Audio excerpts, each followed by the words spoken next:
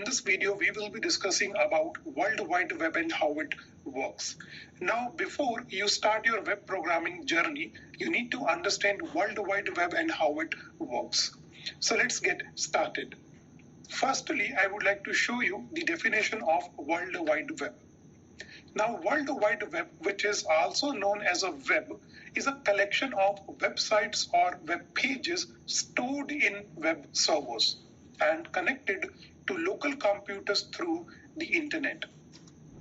Now, these websites contain text pages, digital images, audios, videos, etc.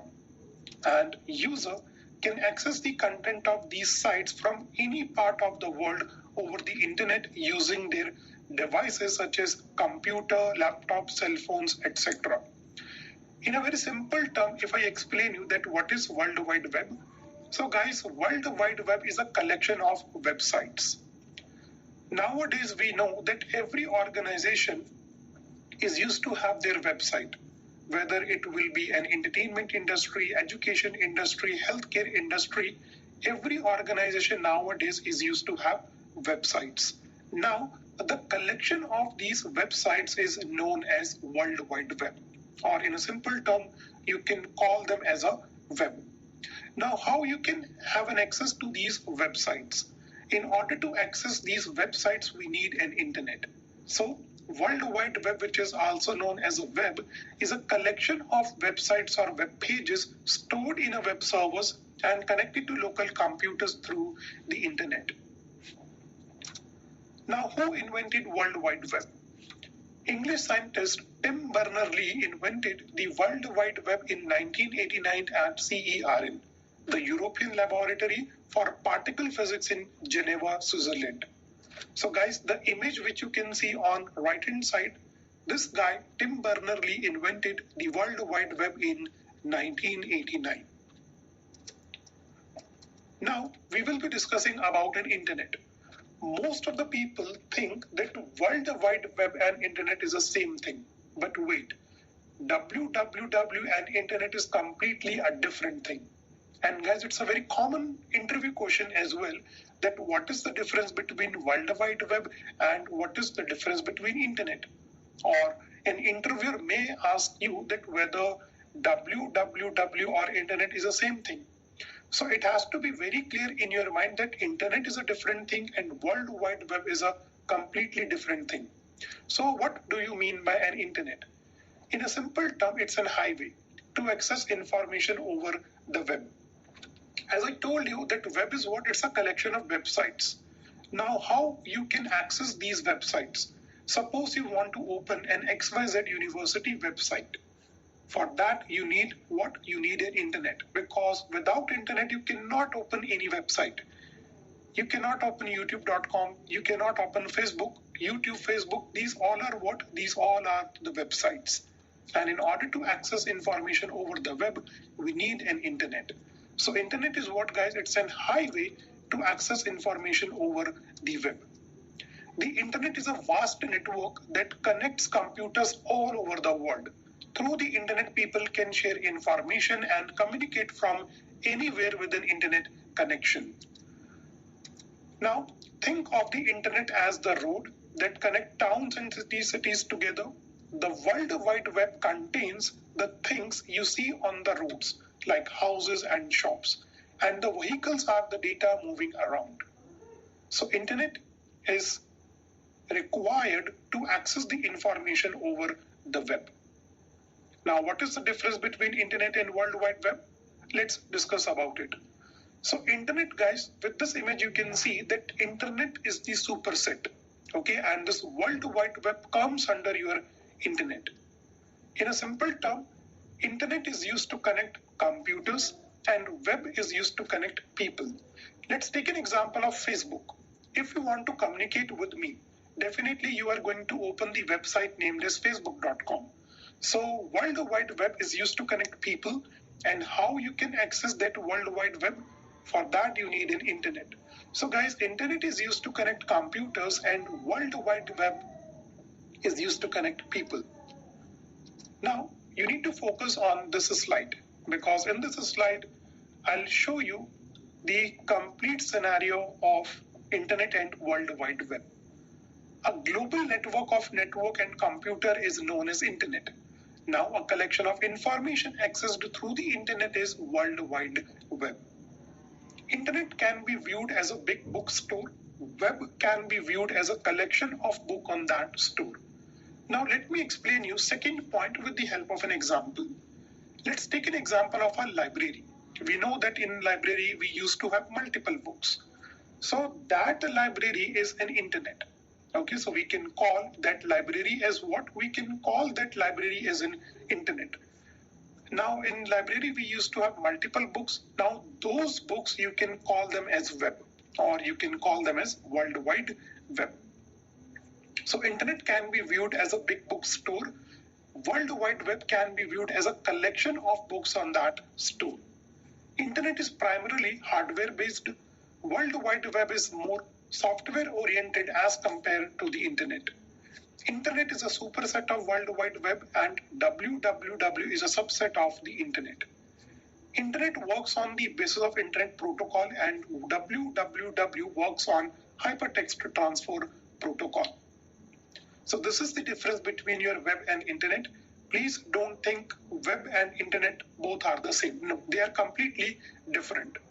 Web is a collection of websites, and in order to access these websites, you need what? You need an internet.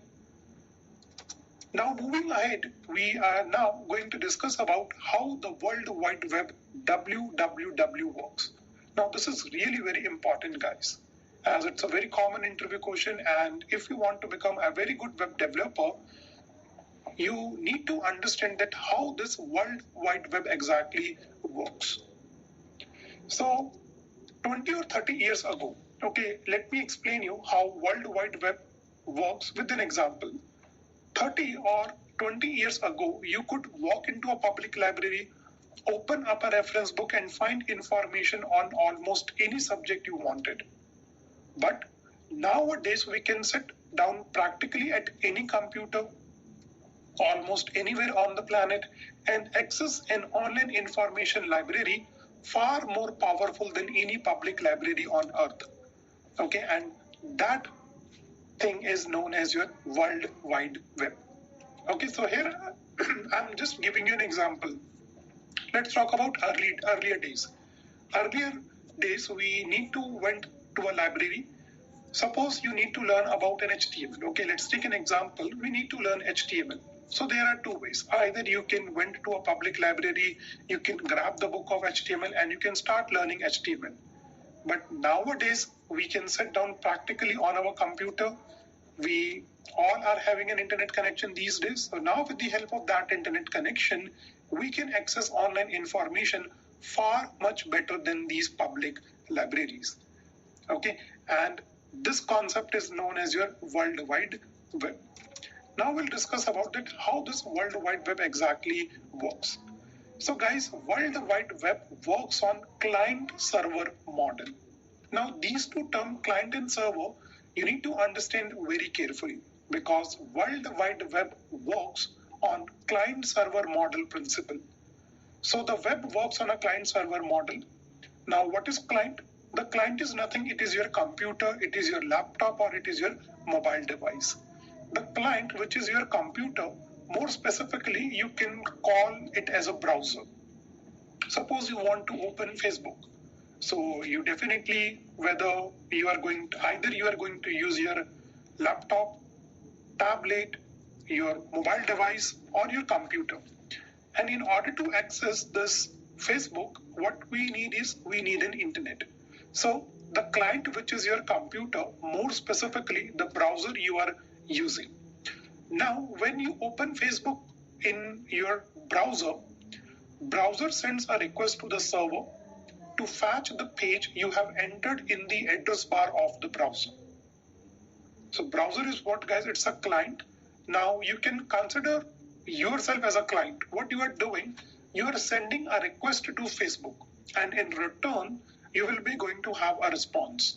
So the server checks if the page exists.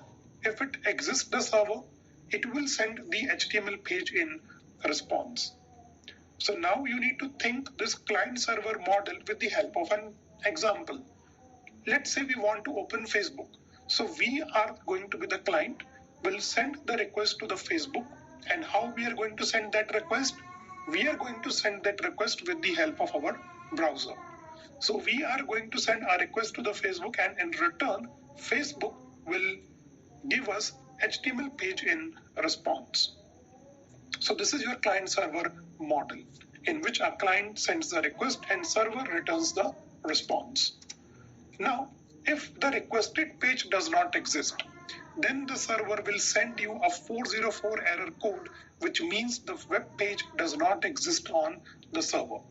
So if the page exists, it will give you an HTML page in response. But if the page does not exist, then it will going to give you 404 error code. Now let me explain you the concept of client-server model with the help of an example. But before that, we need to understand what is server. Now server is a simple computer which hosts your website content and has an internet connection. Suppose you have designed one website. Now definitely you want that website to be viewed by the world. So how I can view your website? So what you will be doing is you are going to deploy your website on a server. And why you are going to deploy your website on a server? So that anyone in the world can have an access to it. So guys, server is a simple computer which hosts your website content and has an internet connection. Small to medium-sized website usually use machines similar to your desktop computer or your laptop. Server is not a special computer. You can even make your desktop a web server. Yes, you heard it right. You can make your computer as web server. And all you need to do is you need to have a static IP address and a 24/7 internet connection. Example, you can download this Apache web server from Chrome and you can make your computer as a server. So server is what, guys? It's a simple computer in which we are going to host our website. Now, let me show you an example of server. Here in the last slide, I told you that we can create our computer as a server. But there are certain points which I would like to discuss with you. It's not a good idea to make your computer as a server. Because first, you will have to keep your computer online all the time, 24/7. You will have to make sure to get power backups and a backup machine in case the main machine fails. Then the next thing we need is most people don't have a static IP address because IP addresses are assigned to us by our internet service provider. And guys, they keep on changing. Hosting your website on a hosting website such as Bluehost, HostGator, SiteGround, and many other is very easy and requires very little technical knowledge. Plus, they provide you with free support on any issue you have. So most hosting website guarantee 99.9% uptime, which means your site will be available to public 99.9% of the time. So you can make your laptop or you can make your computer as server, but it's not a good idea. Why? Because you have to keep your computer on for 24/7 and you need a static IP address. Now, what is static IP address? Suppose we have designed one website. Okay, let's name this website as xyz.com. Now, I need to deploy this website on a server. Every website is associated with an IP address. Okay, guys, every website is associated with an IP address. Now, if that IP address gets changed, okay, suppose today my xyz.com is hosted on 192.1.1.0. But what if my IP address gets changed? It will become 192.0.0.2. So accessing my website will become a tedious task for our users. So we need our computer to keep online for 24/7 and we need an IP address and we need a static IP address. So it is not a good idea to host your website on your desktop. Better, you can use these hosting web services like Bluehost, HostGator, GoDaddy. They will provide you a static IP address. They will take guarantee that your server will be open for 24/7 and the best part is they will provide you 99.9% uptime. Now, what do you mean by this uptime? Guys, uptime means how much, or let's say the time, or let's say how much time your website will remain active.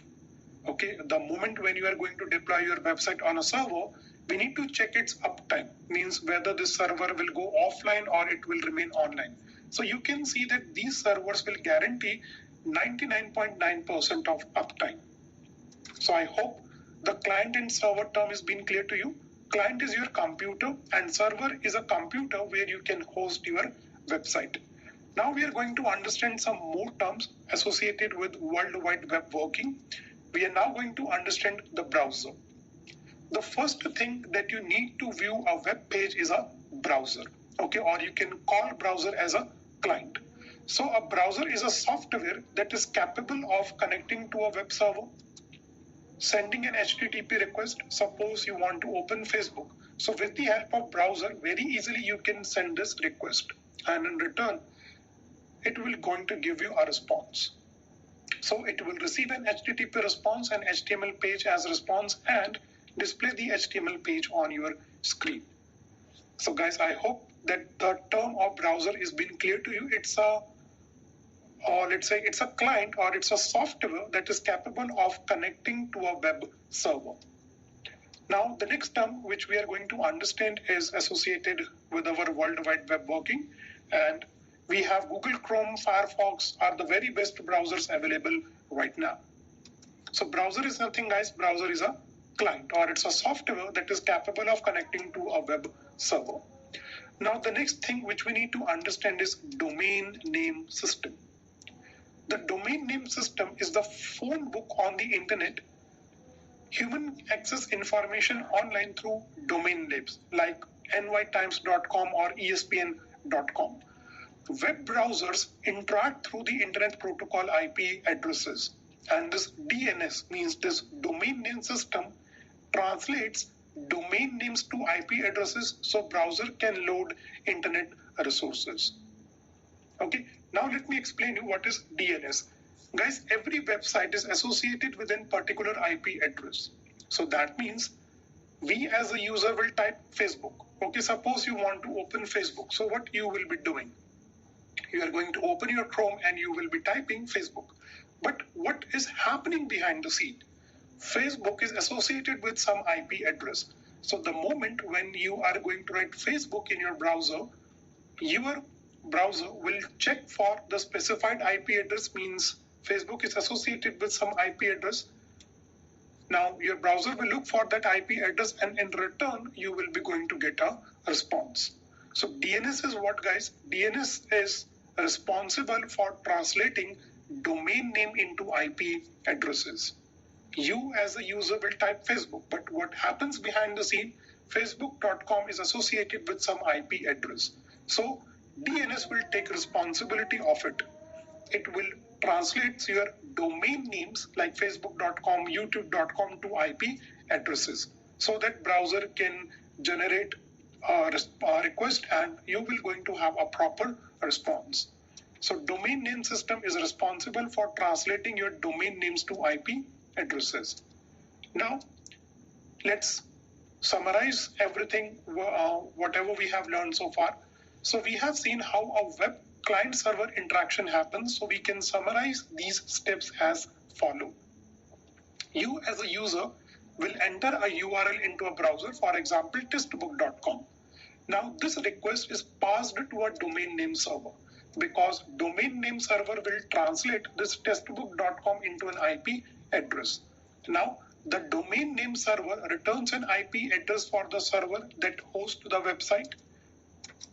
Then here the browser collects all the information and displays to your computer in the form of web page.